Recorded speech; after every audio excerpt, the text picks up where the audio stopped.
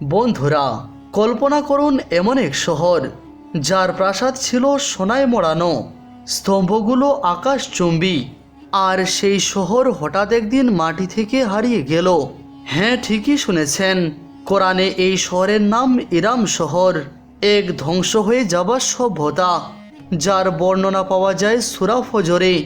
সেখানে বলা হয়, ইরাম ধাতিম ইমাদ, স্তম্ভ বিশিষ্ট ইরাম, যার মতো কিছু সৃষ্টি হয়নি পৃথিবীতে। কিন্তু প্রশ্ন হলো, এই শহর কি কেবল এক কল্পনা, না সত্যি তার অস্তিত্ব ছিল? 1990 সালে নাসার রাডার স্যাটেলাইট পাঠায় আরব মরুভূমির ওপর, আর সেখানে তারা আবিষ্কার করে এক প্রাচীন রাস্তার জাল, যা সব দিক থেকে গিয়ে মিশেছে কেন্দ্রীয় স্থানে। সেই জায়গাটির নাম শীর্ষ, ওমানে অবস্থিত। আর এখানে প্রত্নতাত্ত্বিকেরা খুঁজে পান ধ্বংসাবশেষ, স্তম্ভ ও ভাঙা কূপ। নাসা এটিকে ডাকে the lost city of Ubar. আর অনেকে বলেন এটাই কোরআনে বলা হয়েছে ইরাম।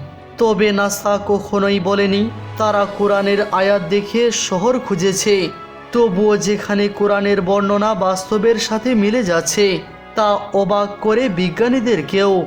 ইরামের ধ্বংস ছিল দম্ভ বা জুলুমের ফল।